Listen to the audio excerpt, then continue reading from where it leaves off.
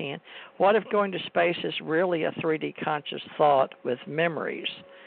And then what if contact has to deal with knowing about ascension and disclosure of aliens and UFOs? Share what unidentified aerial phenomena really is, and why do we only have red and blue states and two major parties in the USA? And not to get political, but these are just questions I'm asking me and myself, and remembering how I used to do with Bill, so we could have something to get people to wonder about. So I like those first ones because they deal with your books. And we left off last night talking about the Mandela effect with Ken Johnston. And he may tune in the last hour, but we got 30 minutes left in the first one. But where do you want to do this? We've got The Open Walk is a book, and it's also now a radio show with Bill and Tracer. And it's going to teach us to be more open-minded and accept a lot of these things here I wrote here.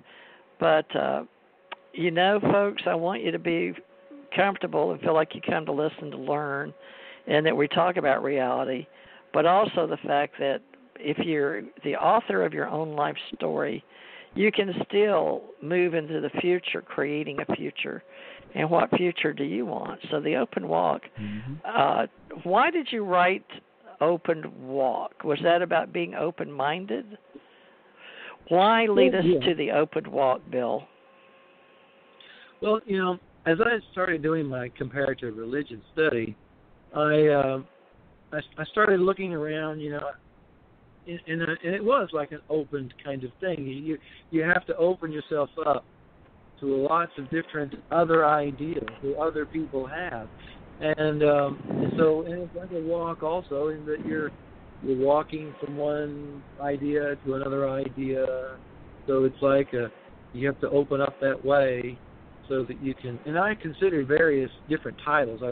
I looked up the phrases, the open path or the open way and the open walk, and ultimately I found that nobody was using the open walk, but the other ones were being used. So I wanted mine to stand out, so it's not being used by anybody else. So I did extensive searches online and found that nobody was using that reference. And it seems to best describe what I'm talking about, because, like I said, you have to open your mind, but it's more than just opening your mind. It's also opening what you learn about all these other places and things and beliefs and ideas and philosophies the world over. And that was one of the topics I kind of wanted to talk about tonight, was in my book, Chapter 2, which is titled 3 Primary Discoveries. One of the things I did was I made these 3 primary discoveries as I was doing that comparative religion search. And in fact, when you compare anything, you're going to find these 3 primary discoveries. You're going to find differences, you're going to find similarities, and you're going to find commonalities.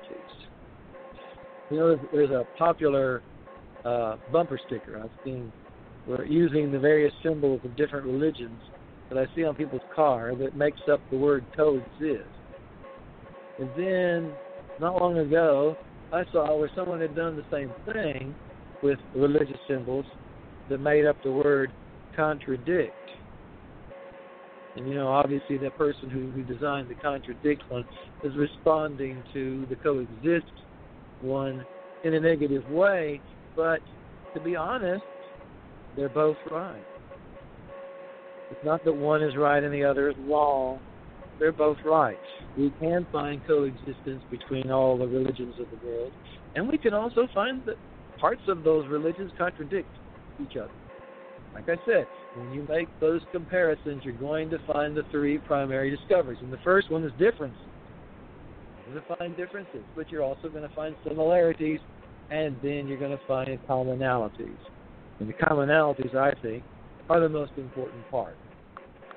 So I kind of came up with a little chart, I guess you could say. How do we deal with those 3 things if we really want to be harmonious with everybody? If we want to have harmony, then how do we deal with those 3 discoveries? And it's very simple. We first must appreciate our differences, comprehend our similarities, and focus on our commonalities.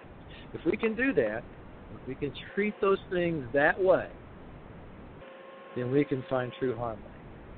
Appreciate our differences, comprehend our similarities, focus on our commonalities. That'll do it. So I think it's an important way to use those three discoveries. And in that chapter 2 of my book, I deal with that, as well as then kind of covering some different exercises and almost like games you can play with yourself and others to help you kind of tweak those and kind of make it become a habit to appreciate our differences, comprehend our similarities, and focus on our commonalities. So that's the main thrust of Chapter 2 is trying to achieve that. And part of that does indeed require having an open mind and being able to, it's only with an open mind that you can appreciate the differences between yourself and others. And it's only with that open mind that you can really begin to comprehend about those similarities and then focus on the commonalities. So is the Open Walk a self-help book? Where is it in Amazon? I don't know that I've listed it that way, but in many ways it can certainly be used that way.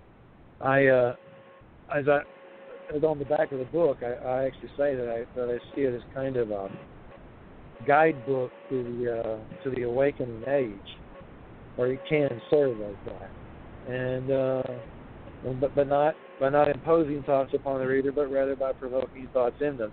The largest number of sentences in this book end with a question mark. There's a lot of questions. Isn't that funny? Think about it. I don't have one in front of me. He gave me one a while back in his beta test group that I wanted to talk to Ken Johnston about tonight in our authors club, as we'd help each other edit and check for spell checks. But here's all these questions right here for you, Bill, that just off the top of my head I did last night, because you know how you get off a radio show and it says, make your next one. And so this is, you weren't online, so I went, oh, well, okay. There they are. Ready for your next book, Open Walk 2. Let me give you an example here. In this paragraph, the first two sentences are questions. You might ask, how can we get along with each other when our beliefs sometimes conflict so strongly? Could the answer be found in how we focus on these three discoveries? How we deal with our differences, how we search for those similarities, and how we lift up our commonalities are all crucial ingredients in the formula. So, like I say, more of that is questions, and it's by design. The whole idea is to provoke the reader to think for themselves and strive to see how they feel about that.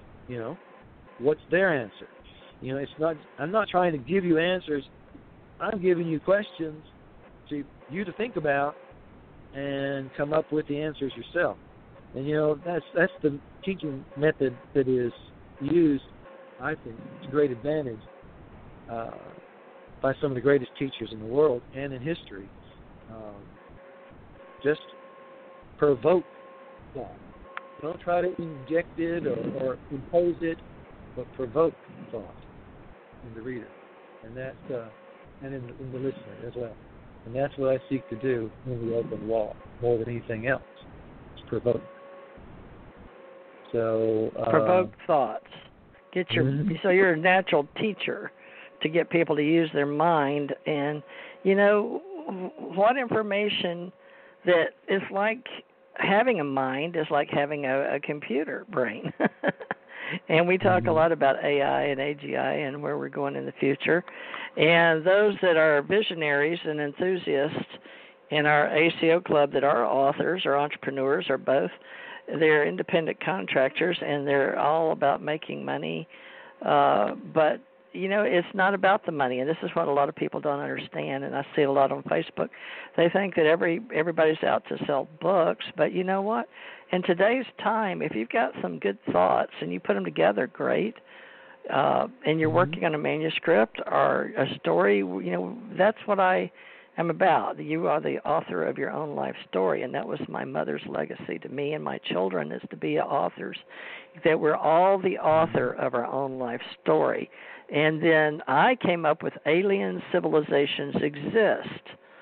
So that, and then the Ascension Center back in the 80s, and I was inspired, and we talk about our oversoul and being connected to open source, are all the way up, that's the internet, but also all the way up to our universal source.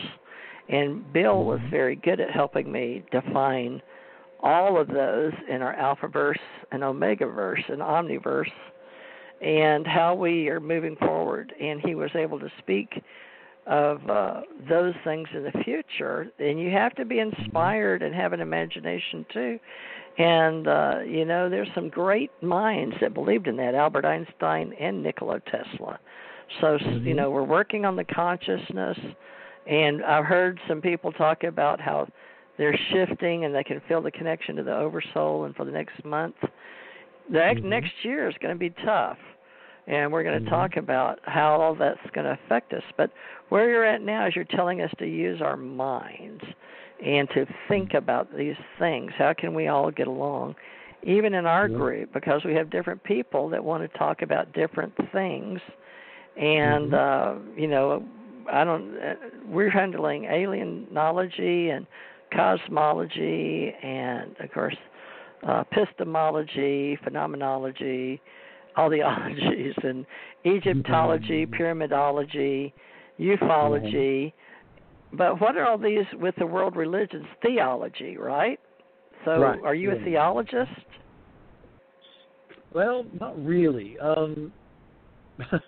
Some people would call me an anti-theologist, but, that's still not what I am either.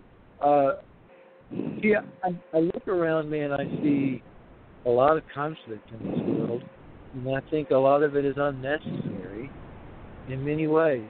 It's funny I could use that word, unnecessary. I used to laugh at my mother. Not that I was laughing in a bad way. I was just laughing with.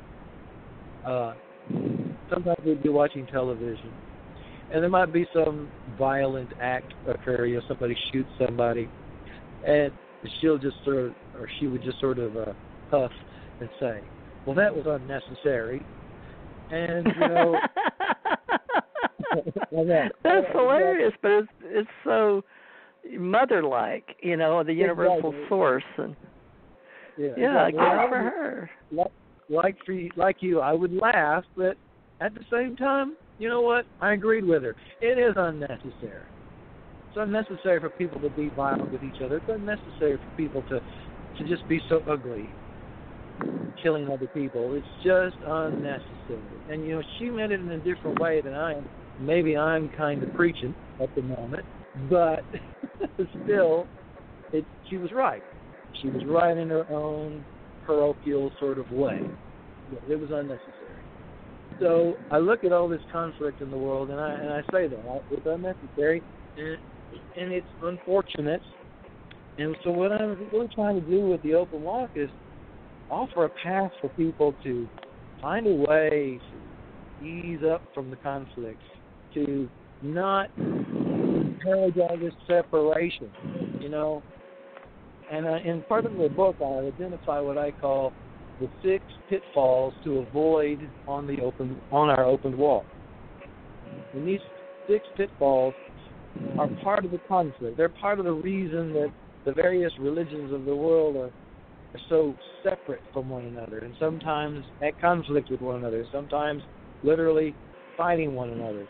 And if we can extract ourselves from these pitfalls, if we can avoid these pitfalls, and we can navigate around them, then we can find that way to harmonize, like I talked about last week, like that symphony, all the different musical instruments, like all the different religions of the world. When they're not playing together, it creates noise. But when the conductor gets up there and gets them all together and they're playing in harmony with one another, it's beautiful, it's sweet, and that's the way it's supposed to be with these religions all the